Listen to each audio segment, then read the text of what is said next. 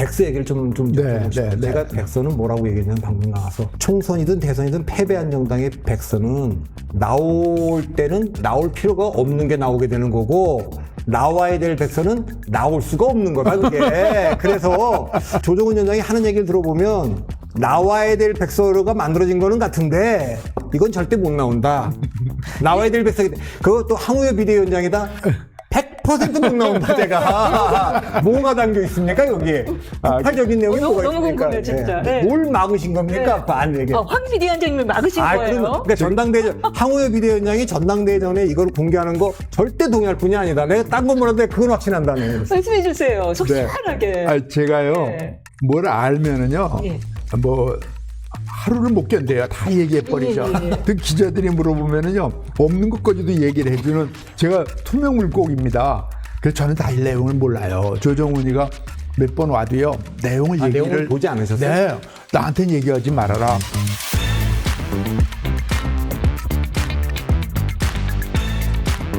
지난 5월 3일 위원장님께서는 사실 참패 후폭풍을 수습하기 위하여 좀 어려운 상황에서 고심 끝에 비대위원장을 수락하셨습니다. 그때 이제 좀 사실 충격적이었어요. 여당 대표로, 여당이 108석이라는, 그래서 사실 걱정이 만연했던 상황이었고요. 오실 때 마음의 부담도 크셨을 것 같은데, 그동안의 시간 돌아보신다면요. 저는 사실 전혀 예상은 못했던 건 맞는데, 당연히 굉장히 어렵거든요. 또 지난번 총선을 제가 지켜보면서 아주 굉장히 사실 걱정 많이 했어요. 그리고 또 이제 예상대로 또 참패로 끝나고 그러니까 당연히 걱정이 돼서 단 이제 제가 이제 나이도 많고 정계를 일단 떠났던 사람인데 이제 현상도 제대로 파악하지 못하고 있는 상태인데 이런 우려는 있었지만 노마 식도라는 말이 있잖아요. 막 어렵고 이렇게 갈 길을 제대로 파악이 안 될 때는 늙은 말을 풀어놓으면은 이 녀석이 뚜벅뚜벅 걸어가는 길을 가면은 이제 대개 이제 그런 이제 옛날 말씀이 계셔서 제가 마음속에 그 얘기가 떠오르더라고요. 저는 이제 당 생활을 오래 했잖아요. 횟수로 따지면 거의 30년이 돼가니까요. 많은 그런 거에서 경험을 가지고 또 우리 동료, 같이 동지들과 하면은 헤쳐나갈 수 있지 않을까. 우선 안정감을 주는 데는 이제 저 같은 사람이 필요하지 않을까 해서 왔는데.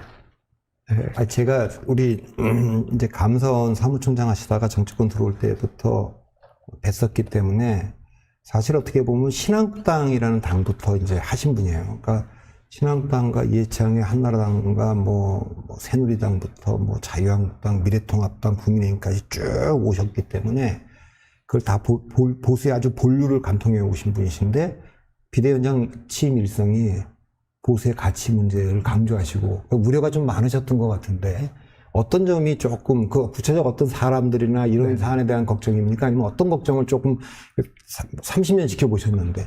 제가 우리 당이요. 지금 말씀하신 대로 어떻게 보면 공화당 때 분도 계셔요. 민정당. 그러면 아직 살아계신 분들 계셔요. 당원분들이. 네, 민정당. 예. 그 당시가 제일 당원 교육도 잘 되고 애당심이 제일. 지금도 그분들은 완전히 동지애로 뭉쳐 있어요. 그 후에도 우리 많잖아요. 그래서, 이제 우리가 어떻게 보면 건국 이래 자유민주주의를 세우고 지켜온 정통 보수 정당인데, 이것이 자존감이 많이 약해진 것 같아요. 그래서 내용 자체보다도 우리가 한번 여샤여샤 하는 그 자존감을 키우고, 우리가 나라의 기초였다. 큰 기둥이다.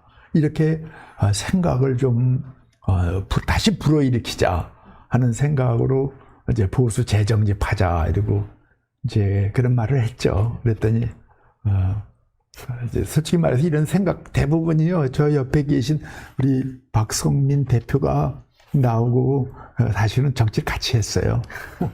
제 스승이자 참모자 내 동지 오랜 동지였어요. 제가 오선하는 동안에 예. 저는 항상 선거 때 되면은 예. 그 선거 초려해서 모셔다가 예. 하려는 대로 하고 그래서 박 대표님이 제가 이야기를 드려야 되는데 제가 정책 재밌는- 컨설턴트잖아요. 예. 정치 컨설턴트는 캠페인 도와드리는 일이에요. 예. 근데 저희는 안 될 사람 되게 할 재주는 없고 될 사람 안 떨어뜨릴 재주만 있는 사람들이에요. 그러니까 타고난 우리의 청춘하셔서. 예. 우리의 자질은 줄 잘 서는 거거든요. 줄. 그래서 제가 딱 그 2000년에 연수에 출마하신다 그래갖고 거기 가서 딱 줄을 서갖고 5번을 되는 동안에 제가 아니 걸 알고. 아니 그 인천에 그 항우 의원 그쭉 내가 그 했잖냐 이렇게 대분한테 가서 고생 무지하게 했습니다 제가. 아유. 혹시 박 대표님 때문에 겨우 이기신 거 아닙니까? 그렇죠. 특히 삼선 때 예. 그때는 이제 탄핵 돌풍이 불었는데도 예. 그때 내가 이제 바지가랑이를 딱 잡고 근데 계시다 말씀이 아니라 탁월하셨어요. 이렇게 인사이트라고 그럴까 이렇게 그 하는 거 또 이게 카피나 이렇게 사진 하나 선택하는 것도 그래 지금은 모르지만 그 당시로서는 아주 한 세대를 뛰어넘는. 아니 근데 진짜 우리 항우 의원님들이 제가 또 하나 여쭤보고 싶은데 이제 그래도 비대위원장이 되셨어요. 보수의 우려를 하신 건 제가 알겠는데 그때 이제 2개의 그 이슈가 있었는데 그러니까 뭐 당권 대권 분리 조항은 뭐 그냥 말씀을 당권을 갖는 분이 이렇게 자기 선거 유리하게 하는 건 맞지 않다고 말씀을 일찍이 하신 것 같은데 그 3가지 조항 하나는 민심 반영 비율을 원래 7대 3이었는데 이렇게 졌으면 한 50대 50까지는 가야 되는 거 아니냐. 근데 7대 3 정도로도 못 돌아가고 8대 2여서 제가 그 얘기 듣는 순간 그럼 하질 말든가 그냥 100% 당원으로 그냥 하든가 할 거면 원래대로 돌려놓든가 아니면 한 50% 정도까지 가야 되는 거 아니냐 그런 것도 하나 있었고 저는 뭐 민심 반영 비율보다는 집단 지도체제 한번 해보는 게 좋지 않았느냐. 그랬더니 이제 하이브리드 뭐 3인 2인 그랬는데 저는 이게 뭐 최고위원이 아니라 거의 최저위원 수준이 돼갖고 좀 묵직하니 좀 옛날 박근혜 대표 때 그런 좀 그 기억이 좋지 않은 기억이 있긴 하지만 지금은 집단적으로 좀 당에 무게감을 줄 필요가 있었다 그런데 그 고민 얘기를 좀 해주시고 민심 반영 얘기. 민심 반영 체제 문제 당권 대권 문제. 그게 이번에 가장 큰 그 분수령이었어요. 왜 그러냐 하면 우리가 지고 나니까 뭔가 바꿔야 되는데 분위기를 바꿔야 되는데 제일 큰 목소리가 우리가 국민하고 너무 떨어졌다 그런 얘기예요. 저도 들어올 때에는 5대5나 7대3이나 뭐 아주 화끈하게 좀 국민한테 엎드리는 모습을 보여야 되겠다. 상징성이 필요하다 그랬는데 와보니까 우리 당원들이요 분노하는 거예요. 뭐 총선 졌으면 지네들이 졌지. 우리 당원은 죽어라 하고 회 빠지게 앞장서서 뛴 거밖에 없는데 왜 책임을 우리한테 넘기느냐 이러는 거예요. 그런 마음이 있을 수도 있고. 네, 그래서 이게 또 다른 면에서 그리고 잘못하면은 우리 당원들 달래는 거에 우리가 실패하겠다 싶어서 제가 여러 단계를 거쳤어요. 그랬더니 되게 의견이 팽팽해요. 8대 2냐 7대 3이냐 거의 반반인데 마지막에 제가 4선 의원 이상을 다 모셨어요.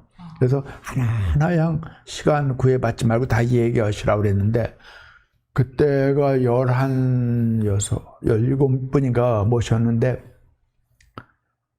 거의 한 대분 빼놓고는요 다 바꾸지 말든가 아니면 8대 2까지는 양보할 수 있지만 아니면은 당원들이 가서 내가 얼굴을 못 봅니다 이러더라고요. 7대 3 돌아가는 것도 안 되겠다 그랬다고. 죄송합니다만 그 사선 의원 대부분이 혹시 기반이 영남권이시죠. 우리 다선 의원들이 영남권이시죠. 근데 우리 여기도 있잖아요. 저기.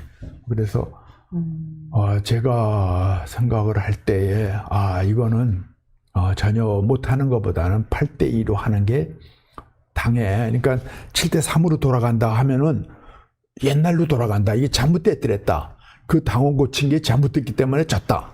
이러한 네이밍이 되는 수가 있어요.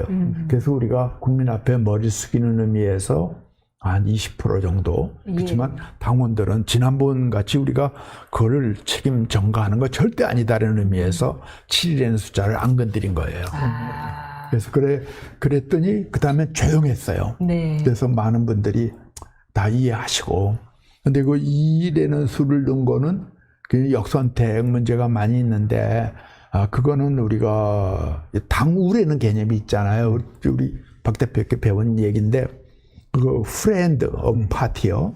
그래서 우리 당을 사랑하고 늘 앞장서서 일하시는 우리 애호 그룹이 있는데, 언론인들, 또 무슨 공무원들, 교육자들은 입당 자체가 안 돼요. 그러나 이제 호의적 그룹들. 그렇죠. 예, 그러나 그걸 당우라고 표현하는군요. 한마디라도 하고 싶어 하는 분이고, 예. 정말 당비가 아니라 뭐 후원금도 내고 싶어 하는 예. 분들이고, 또 경제인들이 사실은 당을 가까이 하기가 어려워요. 여건상. 그렇죠. 그래서 그분들을 우리의 사실은 주전부대거든요. 상공인. 그래서 그분들을 어떻게 해서라도 의견을 낼 수 있는 기회라도 드려야 된다라는 개념이 이제 국민 이제 20% 네, 20%에서 그 뭐 민심 반영 비율은 뭐 저는 조금 아쉽다고 생각하고 저는 뭐 극단적으로 그럼. 저는 당 밖에 있으니까 제가 야단 맞을 각오로 하고 보니까 왔습니다. 제가 뭐라 그랬냐면 그 지난번에 100% 당원 투표로 바꿀 때 제가 굉장히 비판을 많이 했어요. 그 얘기를 하다가 아니 100%란 단어가 나온다면 이번에도 100이 나온다면 100% 민심에 나와야 될 일이지 100% 당원에는 안 된다 이랬고 하고 5대5 정도는 해야 되고 7대3 정도는 갈 줄 알았는데 8대가 나와서 제가 이거 하질 말든가 인심은 또 뭐냐 이런 얘기를 했는데 그건 뭐 그렇게 이해가 되겠습니다. 아까 말씀하신 집단지도 잘못했습니다. 그 네이밍이 하이브리드는 그 이제 제 표현이 아니라 제가 많은 분들을 만나잖아요. 그분의 이제 우리 당 지도자 중에 한 분이 그 얘기를 해요. 그래서 그 하이브리드 재밌겠다 얼른 들어서요. 그랬는데 그게 뭐냐 하면은 지금 우리 당이 제가 6번째 당대표예요. 예를 들면은 비대위원장이지만 대표로 치면요. 그리고 사무총장은 8번이나 바뀌었어요. 2년 만에. 그러니까 이건 도저히 제가 볼 때는 당도 아니다라는 생각이 들어요. 아무것도 개혁 아무것도 못해요. 했다가는 뭐 어디 저도 이번에 2달이니까 끝을 못 맺어요. 준비는 많이 하고 시작한 것도 있고 하고 싶었던 것도 있는데 안 되는 거예요. 그거 왜 그러냐? 대표가 딱 한 사람이니까 이분이 유고가 생길 때는 뭐 하여간 우리 당대표는 참 유고가 많이 생기거든요. 그럼 책임을 지고 물러날 때에는 당이 무너져 버리는 거예요. 나머지 최고위원은 그냥 순장조밖에 안 돼요. 순장조. 네. 예. 옛날에는 5분이 하나, 둘, 셋, 넷 이러다 2년이 가는 거예요. 그러니까 전당대회는 한 번만 하는 거였어요. 그러니까 당은 안정이 된단 말이에요. 특히 사무처가 안정이 되죠. 그렇기 때문에 제가 승계 개념을 다시 한번 넣어야 되겠다 해서 2명을 뭐 예. 여러 생각하다가 2명을 하되 대표는 1명이 되고 나머지 한 분은 그냥 최고위원이 되는 거예요. 예. 그렇기 때문에 협의권밖에 없어요. 오로지 독임제예요. 다만 이분이 유고가 있을 때는 부통령처럼 예. 승계권만 부여하자. 예. 그래도 이게 대표의 임기가 더블로 늘어나는 거죠. 그만큼 안정성이 예. 있죠.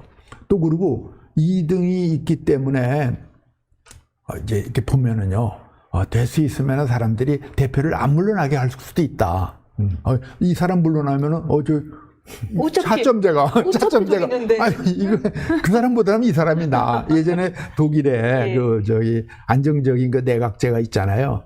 그 불신임 내각 결의하듯이 그렇게 하는 그러한 개념을 넣어서 1등은 대표하시고 2등은 그냥 가만히 최고위원으로 있다가 혹시 하면은 그 세자 측봉이 그 국본이라고 그래서 얼마나 중요시했어요. 그 선조들의 지혜를 받아들여서 세자를 하나 만들어 놓자. 거기서 저는 뭐라 그랬냐면 네. 방송에 가서 아마 그 항우유 위원장이 독실한 기독교이시고 장로님이시라 이 교단 정치도 좀 알 텐데 우리 기독교 보수 교단이 그러니까 총회장과 그 밑에 부회장을 두면 그 부회장이 다음에 총회장을 승계하는 거예요. 그렇죠. 그러니까 미리 뽑는 거예요. 그러니까 그 하면서 뭐 미리 준비를 하는 거죠. 예. 쭉 다 그렇게. 그 스페어 타이어를 미리 죄송합니다만. 그렇게 해서 이렇게 쭉 가다가 그래서 아마 그분이 그 교회 그 총회에서 영감을 얻었다 그랬는데 세자에서 영감을 얻으셨군요. 근데 이제 집단지도 체제는 그냥 5명을 전부 다 들어가는 걸 물론 이제 싸움이 충돌이 날 수도 있는데 그렇죠. 검토되지 않았습니까? 아예 처음부터 다 부정적으로들 봤습니까? 그건 다 부정적이었어요. 왜냐하면은 박근혜 대표 때 그 김무성 서청원 그 기억들이 있거든요. 네네. 그래서 그렇게 해놓으면은 이제 대통령 후보감이 대표가 되더라도 부담이 많이 덜죠. 그러면 우리가 1년 6개월 그 기간이 있잖아요. 그래서 내년 9월이면 또 사퇴해야 되거든요. 그 내년 9월에 또 전당대회 하면은 지금 7, 8번째 비대위원장 나오고 당대표가 또 9번째가 나오는데 그러자마자 후년 1, 2월이면은 대표가 뽑히면은요, 6월에 한 5개월, 4, 5개월 만에 지방선거를 치르는 거예요. 그래서 여러 가지 걱정해서 그 안을 냈는데 너무 시간이 촉박해서 이게 논쟁할 시간이 없어요. 그래서 제가 그냥 다음에 당원 개원 때 한번 더 재검 더 하라 그러고 제가 이제 그거는 없는 걸로 하자. 그랬더니 거기에 축각하다 하고 한숨을 쉬면서 8대2냐 7대3이냐는 언급을 기진맥진해갖고 그럼 제가 다른 얘기 이제 뭐 민심 반영 비율이라든가 당권 백권 분리 1년 6개월 조항이라든가 이런 거 보면 참날 박근혜 대표가 대단했어요. 1년 6개월 그걸 받아들인 거 아닙니까? 그럼요. 그건 엄청 그것만 안 받아들였더라도 그때 이기실수인데 자 그래서 이제 백서 얘기를 좀 여쭤보고 싶어요. 제가 백서는 뭐라고 얘기했냐면 방금 나가서 하여튼 총선이든 대선이든 패배한 정당의 백서는 나올 때는 나올 필요가 없는 게 나오게 되는 거고 나와야 될 백서는 나올 수가 없는 거다 그게. 그래서 요거는 내가 딱 보니까 뭘 조정은 위원장이 하는 얘기를 들어보면 나와야 될 백서가 만들어진 거는 같은데 이건 절대 못 나온다. 나와야 될 백서 그것도 항우여 비대위원장이다. 100% 못 나온다, 제가. 뭐가 담겨 있습니까, 여기에? 폭발적인 내용이 뭐가 너무 있습니까? 궁금해요, 진짜. 네. 네. 뭘 막으신 겁니까? 안에게. 황 비대위원장님을 막으신 거예요? 그러니까 전당대회, 항우여 비대위원장이 전당대회 전에 이걸 공개하는 거 절대 동의할 뿐이 아니다. 내가 딴 건 몰라도 그건 확신한다네. 말씀해 주세요. 속 시원하게. 제가요, 뭘 알면은요, 뭐, 하루를 못 견뎌요. 다 얘기해버리죠. 그 기자들이 물어보면은요, 없는 것까지도 얘기를 해주는 제가 투명 물고기입니다. 그래서 저는 다 이 내용을 몰라요. 조정훈이가 몇 번 와도요, 내용을 보지 않으셨어요? 네. 나한테는 얘기하지 말아라. 우리가 그렇잖아요. 특위를 만들면은 그 특위가 독립적인 기구가 돼야 돼요. 선관위 만들어 놓고 비대위가 계속 물어보고 뭐 이 말 저 말 하면 선관위 일을 못 해요. 또 공심위도 그렇고요. 또 이번에 뭐 여러 가지 우리 윤리위도 그렇고요. 이런 특위를 만들어서 임무를 맡길 때에는 이제 제가 오랜 경험이죠. 절대 눈도 껌뻑 안 해요. 그래서 조정훈님 근데 이제 경험이 그렇게 많지는 않아요. 그러니까 저분이 와서 이 말 저 말 이 말 저 말을 하는데 내가 무슨 말인지 알아들을 수가 없어요. 그래서 하여간 제가 그렇게 얘기했죠. 완성도가 중요하다. 충분히 완성을 하고 그러고 나서 결정 시기는 독자적으로 결정을 해라. 걱정이 되는 거예요. 거기 또 의견이 논하지는 거예요. 그래서 그렇게 하는데 저 내용이 저는 그렇게 생각해요. 과거에 대한 심판으로서의 백서는 의미가 없어요. 이 지나간 일인데 부부싸움 하자는 것밖에 안 돼요. 근데 백서는 그거 담는 거 아닙니까? 그거 담죠. 담는데 그러면은 어떻게 해야 되냐 하면 저도 이제 당대표도 하고 쭉 해봤잖아요. 그러면 선거 때 되면은 이게 이제 이제 대쪽 본부도 생기고 또 이제 아주 선거를 총지휘하는 여러 가지 직책들이 있는데 이 사람들이 자기 일을 하는 게 아니에요. 하라는 대로 해요. 근데 뭐 우리는 기획부서도 있고 뭐 조직도 있고 무슨 홍보도 있고 뭐 아마 정책도 그 사람들이 의견을 모아서 그 전체에 와요. 그러니까 메시지까지도 다 써와요. 물론 이제 자기 의견이 포함이 되지만 그러나 그곳에서 너무 벗어나면 나중에 큰일이 생겨요. 그쪽 선대위원장 바꾸자 이런 얘기도 나와요. 그래서 저도 그렇고 늘 당이 이렇게 쭉 항공모함처럼 움직이면은 그 가는 항로대로 가주는 거예요. 그래서 나중에 끝나고 나면은 대표가 패전했을 때는 패장으로서 모든 책임을 지고 자기가 정치적으로 물러나고 거기서 끝내는 거예요. 네. 안 그러면은 너는 뭐 몇 점짜리고 너는 몇 점짜리고 이렇게 점수 매기다 보면 당이 와해가 돼요. 그리고 다 물러나게 돼요. 네. 그러면 안 되죠. 그렇기 때문에 언제든지 이거 당 대표가 딱 물러나고 그걸로 끝내는 거거든요. 네. 그리고 다시 거론을 안 오고 다만 그럼 왜 백서를 만드느냐? 그러니까요. 이거는 다음번 징비록이에요. 다음 전쟁 때 꼭 이거 읽어라. 내가 이런 실수를 해서 졌는데 너는 이거를 전철을 밟지 말고 이겨라. 그런 의미에서 만드는 거예요.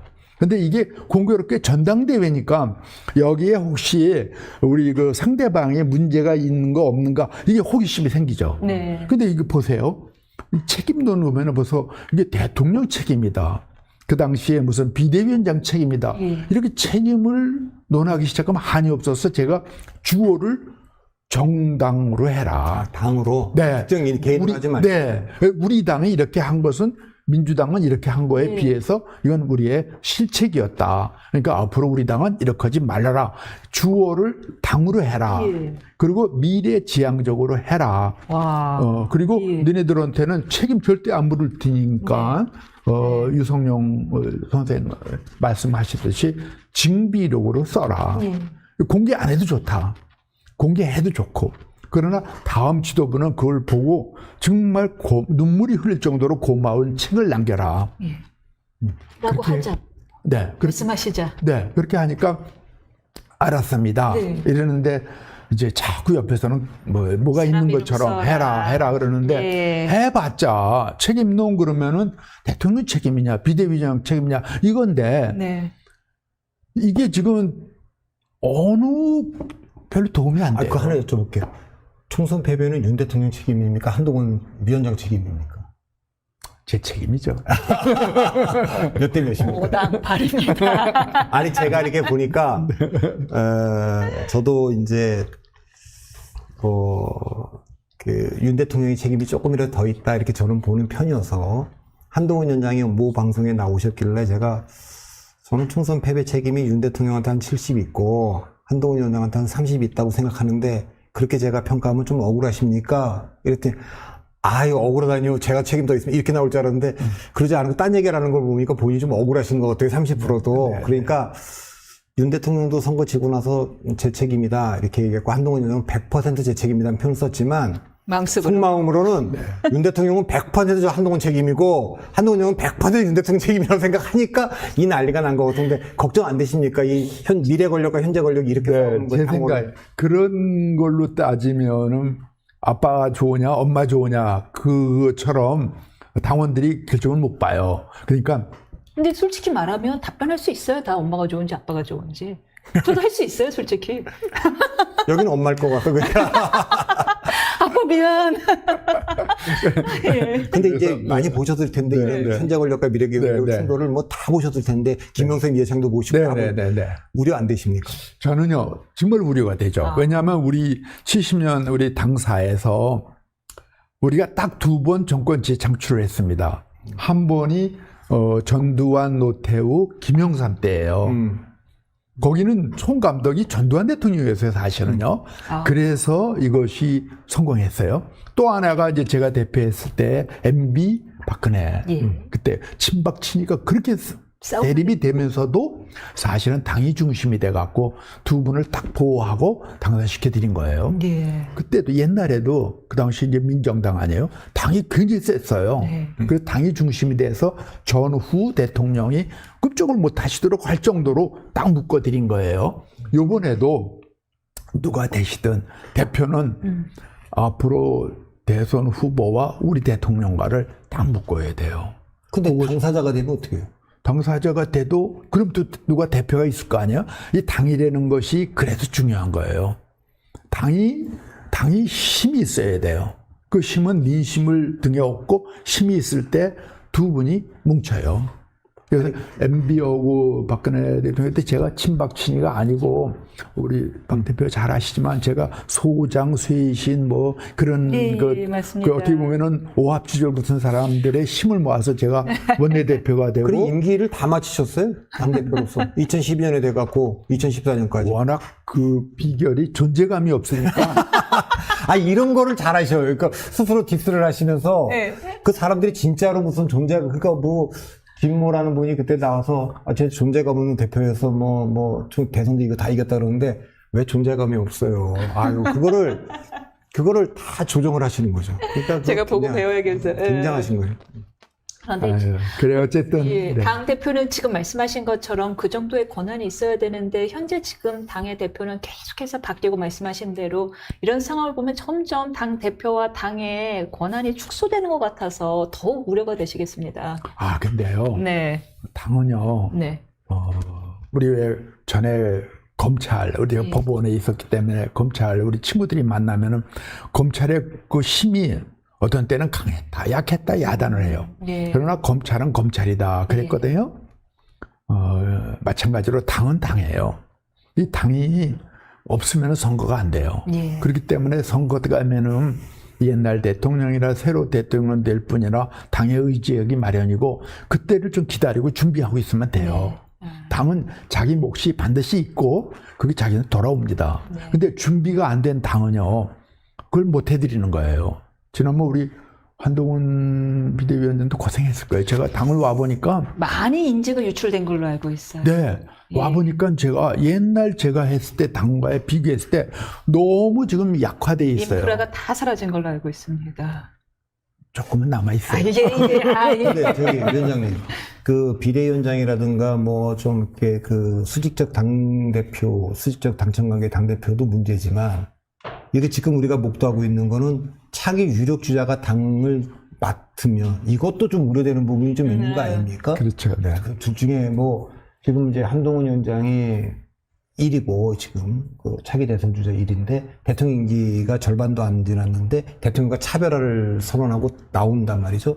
근데 이건 또 저도 옆에서 정치를 많이 봤지만 거의 처음 보는 이렇게 일찍이 나오는 경우는 저는 처음 보는 거거든요. 이 감당이 가능하겠습니까? 제가 볼 때는 아마 두 분이 또 워낙 잘 아시는 분이라 더 이렇게 화학적 융합이 될 수도 있고 또 그럴 때 서로 너무 섭섭한 마음이 많을 수도 있어요. 네. 그렇기 때문에 이번에 어떻든 간에 당 대표가 되신 후에는 누구든지 당을 아주 충실하게 만드는데 전력을 다해야 돼요. 그래서 아까 말씀드린 대로 준비된 당을 만들어 놓고 그리고 이제 우리 대권 당권이 엄격히 분리되어 있는데 그거는 못 건드릴 거예요. 그거 건드렸다가는 아마 당에서 폭력이 폭동이 일어날 거예요. 그래서 그거는 유지된다면 내년 9월이죠. 9월이면 또 그만두시는데 네. 그럼 내가 뭐 한 1년밖에 안 할 당 대표인데 이렇게 생각하시지 말고 누가 되든 간에 만약에 나는 당에만 전념하겠다. 난 다음 대통령 정권 창출에 전념하겠다. 그러면 문제가 없는 거고요. 그렇지 않더라도 이분이 정말 단단한 각오를 하셔야 우리 보수 정당의 운명과 또 우리나라에 저는 뭐 우리나라의 운명과 직결되어 있다고 생각하는 사람이니까 되지 안 그렇다면 역사의 죄인이 됩니다. 그렇게 우리 정치인은 좀 참아야 돼요. 자기 멸사봉공 정도가 아니라 선당후사 정도가 아니라 이거는 자기의 영광을 취하려다간 다 잃어버려요. 그렇다면 근데 지금 전당대가 거의 분당대로 불릴 정도로 열기가 심각한데 좀 우려가 많으시겠습니다. 괜찮아요. 괜찮아요. 전당대회는 항상 분당대회라 안 심각한 적이 없어요. 저 그러면 알겠습니다. 황 대표님 오시고 황 위원장님 오시고 꼭 여쭤보고 거 있었어요. 지금 이 열기가 심각한 것의 주인공이 우리가 지금 사실 언급을 안 할 뿐 한동훈 현 후보에 대해서 사실상 언급하고 있는 거잖아요. 한동훈 후보의 그림자가 여기 계속 있는 건데 이 한동훈 후보를 사실상 참전시키는데 기여를 했다라는 설이 있었거든요. 왜냐하면 전당대회를 좀 늦추자라는 의견을 주셨어요. 그때 그런 마음으로 좀 늦추자라고 하신 건가요? 늦추자는 게 제 얘기가 아니라 일각에서 왜냐하면 맨 처음에 6월 말까지 끝내달라고 그러더라고. 그래서 내가 그러냐고 그랬더니 그건 안 돼요. 시간. 지금도요. 네. 23일 날 결선이 되면 28일로 넘어가고 23일 날 맞추려니까 몇 가지를 생략해 버렸어요. 그 정도로 지금 왜냐하면 파리 올림픽 전에 한다. 네, 그렇게 그 원칙에 되니까요. 있었던 거니까. 네. 그런데 제가 볼 때는 8월이 적정하지 않나라는 생각을 하고 6개월 임기가 있으니까요. 그 안에만 하면 된다 그러는데 우리 당이 이 비대라는 글자에 지쳐 있어요.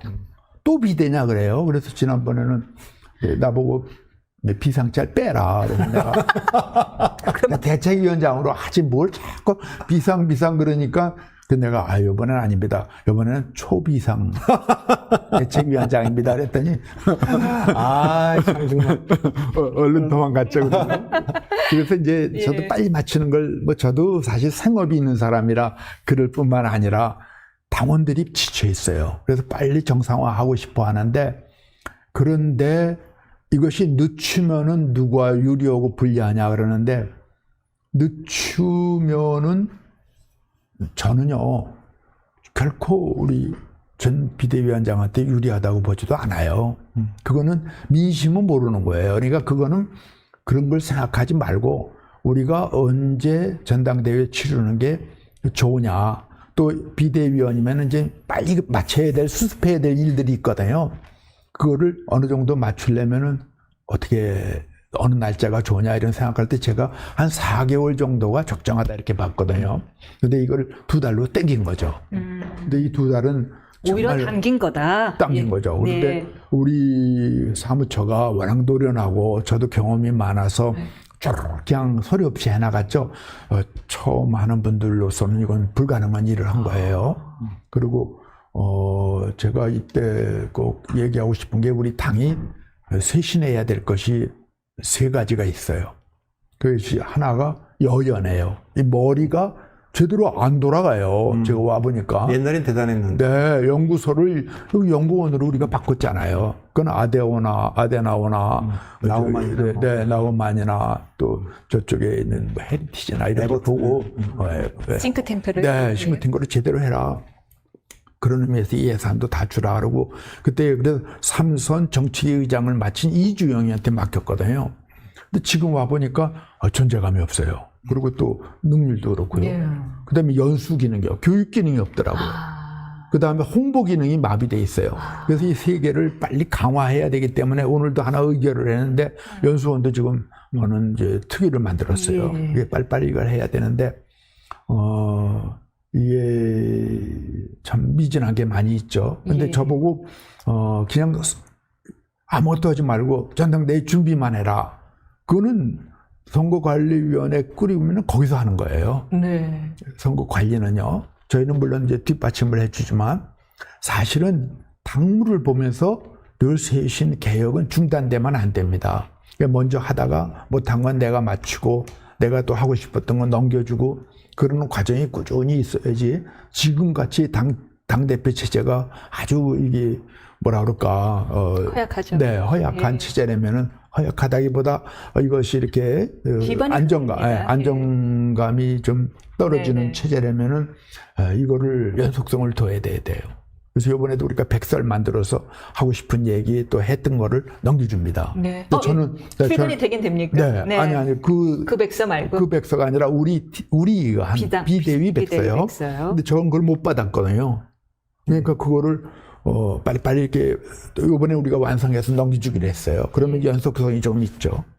그래서 우리 지금 오늘도 느끼셨겠지만 우리 항우여 비대위원장께서 바이든 트럼프 세대이시거든요. 별로 나이 차이도 안 나요. 근데 지금 바이든 대통령이 인지장애 때문에 이제 후보를 그만두시고 그러시는데 항우여 그냥 하는 얘기 아니라 은퇴하실 나이가 아니고 그 최근에 이제 노령화되면서 70, 80대 정치인들이 조금 역할을 해야 된다. 비례대표 얘기도 하셨는데 전 개인적으로 항우 위원장님이 지금 국회의장 하시는 거 꼭 한번 보고 싶습니다. 정말 잘하십니다.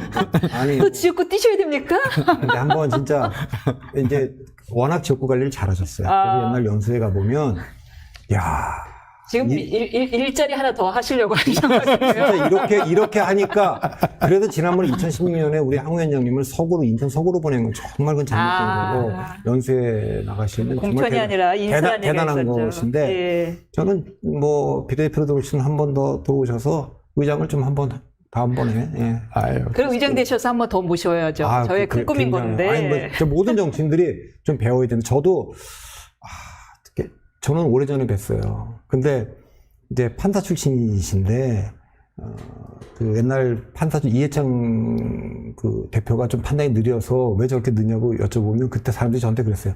아예 검사 출신들 그냥 무지 빠른데 판사는 이 얘기도 듣고 저 얘기도 듣고 다 그런 얘기 때문에 늦다고. 근데 황 위원장님 판사 출신이라 다 듣는 거예요, 다. 근데 정치의 본령이 그거죠. 그렇죠. 정치의 본령은 중재인데요. 그럼 두 가지 질문 간단히 드리겠습니다. 네, 마지막으로 하나는 좀 가벼운 게 될 강론이고 하나는 네. 이제 총론이 될 텐데 강론. 아이고 좀 곤란하시겠지만 김건희 여사가 어제 조사를 받았습니다. 예, 전당대에 어떤 변수로 작용할 거라고 예상을 하시는지요? 나는 그렇게 나쁜 영향은 없고 예. 대통령께서 모든 걸 다 국민 앞에 근데 정말 뭐가 있으면 좋은데 우리 측에서는 아무것도 없는데 자꾸 괴롭힌다 이렇게 보니까 빨리 이제 털어버리시는 식으로 뭐 잘하셨다 싶고 이제 저희들 몰랐어요. 모르셨죠? 네, 몰랐는데 잘하셨고 또 그건 나쁜 의미로 우리 전당대회에서 받아들이진 않고 오히려 홀가분한 마음으로 전당대회도 임하시지 않을까 싶어서. 근데 정말 털고 싶었으면 그냥 검찰 청사로 가셨으면 야당이 꼬투리 잡을 여지도 없고 더 홀가분하게 들었을 텐데. 근데요, 예. 전에는요 그냥 서면으로 다 했어요. 예. 근데 이번은 직접 가셨고 예. 만약에 검찰에 간다면은 우리 무서운 기자들이 포토라인 거기를 지나가는 게 왜나 검사들 만나 뵙고 조사 받는 것보다 더 힘들 수가 있거든요. 또 여자로서 너무 모욕적인 댓글을 많이 받아서 그 마음은 이해가 가요. 네, 예. 그리고 우리가 아무리 급해도 아무리 또 좀 위중하더라도 뭐라 그럴까 좀 약간 여지가 남아 있어야 하잖아요. 예. 그거를 그게 참 인생의 묘미 아니겠어요? 알겠습니다.